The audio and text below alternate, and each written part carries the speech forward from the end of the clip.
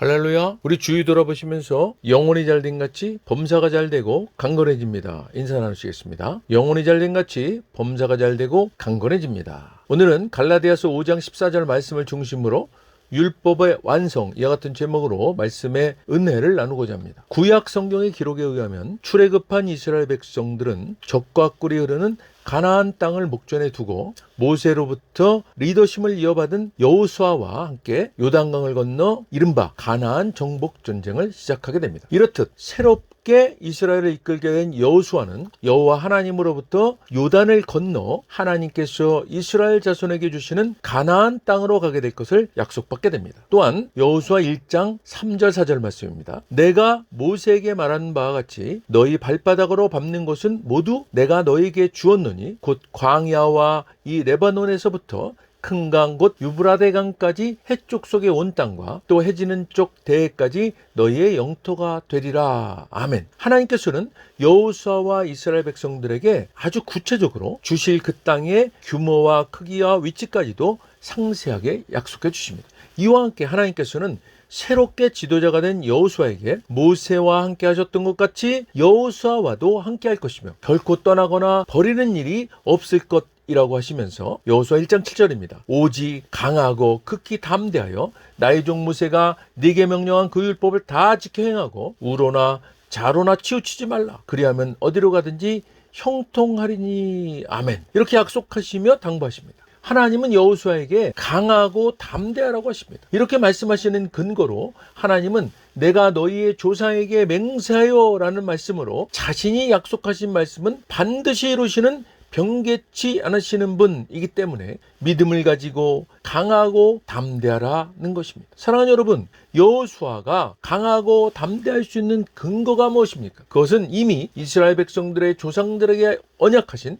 주님의 약속 때문이지 않습니까? 하나님은 여호수아에게 가나안을 정복하는 싸움에 앞서서 가나안을 들어오지 못하게 된 1세대, 그들의 조상들에게 약속하신 언약을 말씀하시면서 그 약속의 말씀을 믿음으로 받아들일 것을 말씀하시는 것입니다. 성경의 역사를 크게 구분해 보면 시내산에서 모세가 하나님으로부터 십계명 율법을 받기 전까지를 은혜의 시대라고 할 수 있고요. 시내산 이후의 시대를 모세의 율법 아래 놓이게 된 율법의 시대라고 할 수 있습니다. 이 율법의 시대는 예수님이 십자가에서 다 이루셨다 하시고 우리를 십자가의 은혜 아래 놓이기까지 계속되었고 십자가 이후로부터 지금을 포함한 미래까지를 은혜 아래 있는 은혜의 시대로 구분할 수 있습니다. 그러나 구약시대 시내산 이후 모세의 율법 아래 있던 여호수아에게도 하나님은 시내산에서 받은 모세의 율법 이전의 은혜 아래에서의 믿음을 말씀하십니다. 하나님의 약속의 말씀은 이처럼 시내산에서 율법을 받아 모세의 율법 아래에 놓이게 된 시대에도 믿음의 은혜로 성취되는 것임을 말씀하시고 계십니다. 그렇다면 예수님께서 십자가에서 율법을 완성하시고 새로운 계명을 주신 은혜의 시대인 신약의 지금 이 시대는 더더군다나 하나님의 약속의 말씀은 믿음의 은혜로 1.1획도 틀림이 없이 온전하게 성취되는 것입니다. 하나님은 지금 이 시대 믿음의 은혜로 구원받아 하늘나라 백성된 하나님의 자녀된 은혜 아래 있는 우리들에게 아브라함과 이삭과 야곱에게 약속하신 그 약속의 말씀을 이루시는 신실하신 분이십니다. 할렐루야. 믿으시면 크게 아멘하십시오. 믿음으로 아멘하신 분들에게 하나님은 그 약속을 반드시 성취하실 것입니다. 할렐루야. 이제 하나님은 여호수아에게 말씀하신 것과 똑같이 저와 여러분에게도 그러기 때문에 너희는 강하고 담대하라고 말씀하십니다. 사랑하는 여러분, 강하고 담대하십시오. 세상에서의 환경과 삶이 우리를 위축시키고 주눅들게 하려 할지라도 위축되거나 주눅들거나 염려하지 마시길 바랍니다. 구약의 이스라엘 백성들을 택하시고 언약을 맺으시고 함께 하시고 돌보시고 공급하시고 인도하셨던 그 하나님이 지금 우리를 택하셔서 함께 하시고 돌보시고 공급하시고 인도하시며 약속의 말씀을 이루시고 계시기 때문입니다. 할렐루야. 이와 같은 하나님께서 여호수아에게 나의 종 모세가 네게 명령한 그 율법을 다 지켜 행하고 우로나 좌로나 치우치지 말라. 그리하면 어디로 가든지 형통하리니. 아멘. 말씀하십니다. 강하고 담대할 수 있는 근거를 말씀하신 하나님이 이제는 형통함에 대해서 말씀하십니다. 그것도 어디로 가든지 형통하겠다고 하십니다. 이 어디로 가든지 형통은 율법을 다 지켜 행하고 우로나 좌로나 치우치지 않으면 보장되는 것이라고 하십니다. 사랑하는 여러분, 어디로 가든지 형통하려면 율법을 다 지켜야 합니다.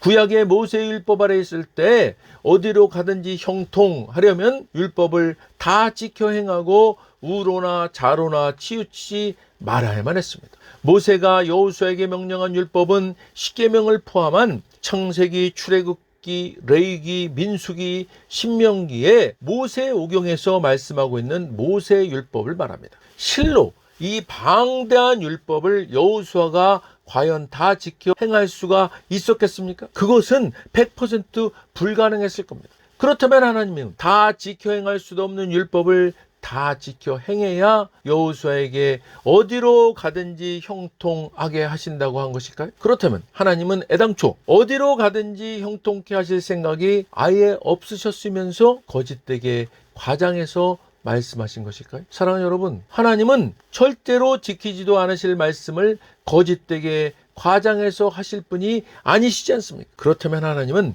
여호수아에게 이 말씀을 하시면서 하나님께서 진심으로 원하셨던 여호수아를 향한 마음은 어떤 마음이셨을까요? 모세의 율법 아래 있던 구약시대이지만 우리가 하나님의 마음을 정확히 알 수 있는 정답은 신약에서 찾을 수가 있는 것입니다.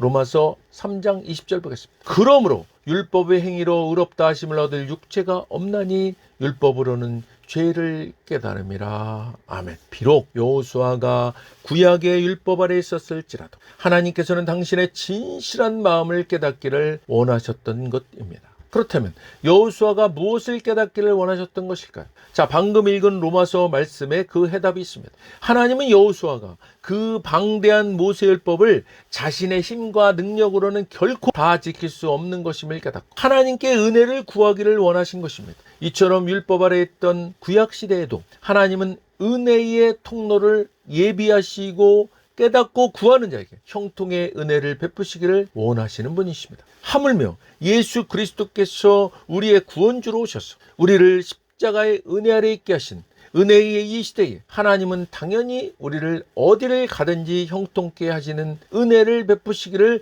원하시는 분이십니다. 구약시대의 여호수아가 깨닫기를 원하셨던 것처럼 이제 우리가 이 시대에 깨닫기를 원하시는 것은 모세의 율법에서 은혜의 시대로 넘어오면서 새롭게 우리에게 주어진 새 계명을 마음판에 새기고 지키며 함께 누리고 나누고 베푸는 것입니다. 사랑하는 여러분, 우리에게 새롭게 주어진 새 계명이 무엇입니까? 요한복음 13장 34절입니다.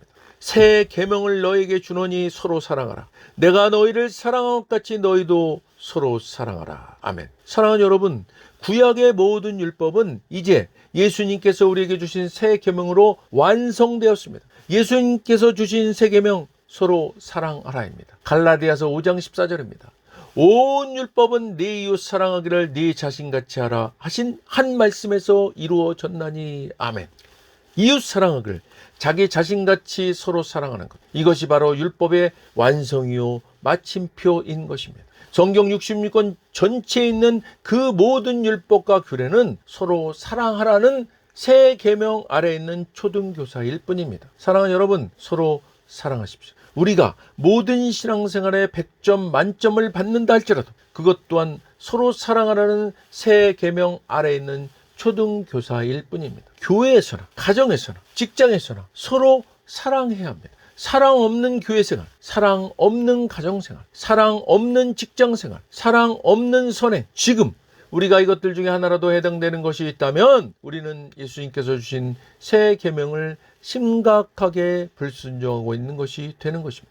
은혜의 시대의 형통은 서로 사랑하는 것으로 우리와 늘 함께 할 것입니다. 서로 사랑합시다. 저와 여러분, 우리의 삶이 서로 사랑하라는 예수님의 새 계명을 따를 때 우리는 어디를 가든 무엇을 하든 형통해질 것입니다. 사랑하는 여러분, 서로 사랑하는 새 계명이 어떤 경우에는 어렵게 느껴질 때도 있으실 겁니다. 그렇다면 하나님께서 여호수아가 그 많은 율법을 자기는 다 지킬 수 없음을 깨닫고 하나님께 은혜를 구하기를 원하셨던 것처럼 우리도 서로 사랑할 수 있기를 하나님께 구해야 하는 것입니다. 사랑하는 여러분, 내 능력으로 할 수 없다고 포기하는 것이 아니라 할 수 없는 자신을 깨닫고 할 수 있도록 은혜를 베푸시기를 구하는 것, 이것이 바로 하나님의 마음을 제대로 이해하는 것이고, 이것이 바로 우리를 어디를 가든 형통함으로 인도하는 것입니다. 할렐루야.